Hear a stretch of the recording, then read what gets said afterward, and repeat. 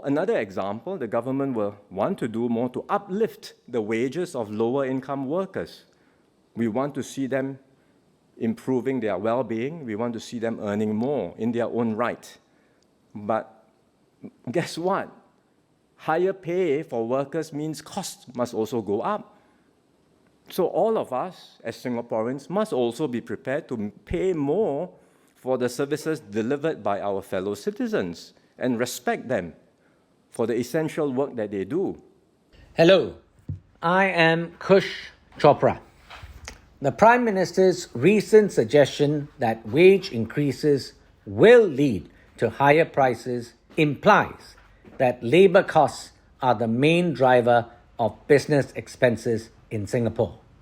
The suggestion by the Prime Minister that wages are the largest component of the cost of doing business in Singapore is somewhat misleading.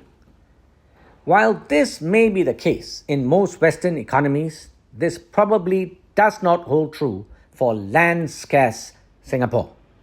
In Singapore, rental costs, including HDB prices and rentals, private housing costs, and other rentals contribute significantly to the overall cost of doing business.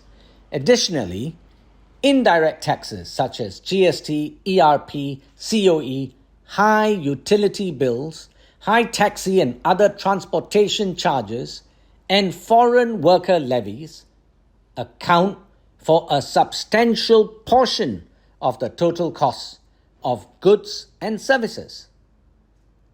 Based on this perspective, the estimated rough back-of-the-envelope breakdown of Singapore's cost structure for doing business could well be labour share or wages 20 to 30%, rental and land costs say 30 to 40%, indirect taxes and other factors say 40%, making a total of 100%.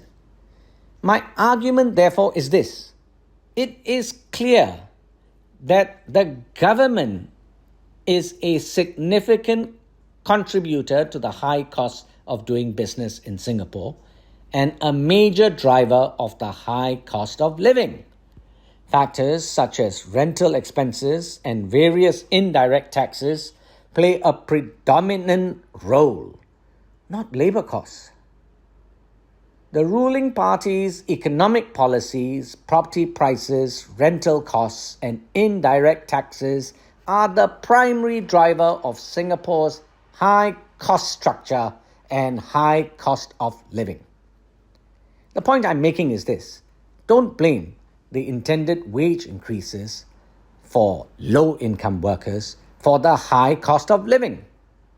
Let us now look briefly at the primary drivers of the cost structure in our economy. Rental costs. High property prices and rental rates significantly impact business expenses. Due to limited land availability, commercial rent in Singapore, especially in prime areas, is amongst the highest in the world, placing substantial financial pressure on business. Indirect taxes, the GST, affects the cost of all goods and services. We know that. ERP and COE fees add to transportation costs, which are then passed on to consumers. High utility bills and other public transport costs contribute to the overall high cost of living and doing business. Foreign worker levies. Levies on hiring foreign workers increase labour costs directly, as businesses must pay these fees in addition to wages. It all adds up.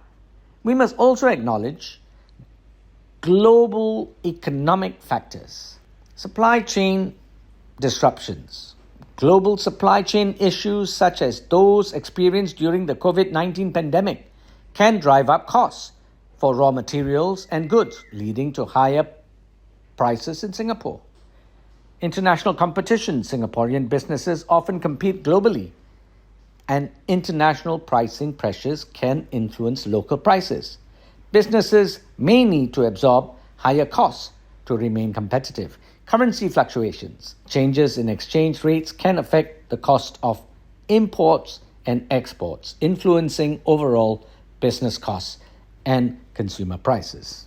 So, while labor costs are clearly a component of the overall cost structure, they are not the predominant factor in Singapore. Instead, high rental costs and various indirect taxes and fees imposed by the government are probably the primary drivers of the high cost of doing business. Consequently, the government policies and regulations that significantly impact the cost structure affect both businesses and the general cost of living. Even if labor is a significant factor in pricing, higher wages will not necessarily lead directly to higher prices due to competitive market pressures and price elasticity of demand. The relationship between wages and pricing is not linear.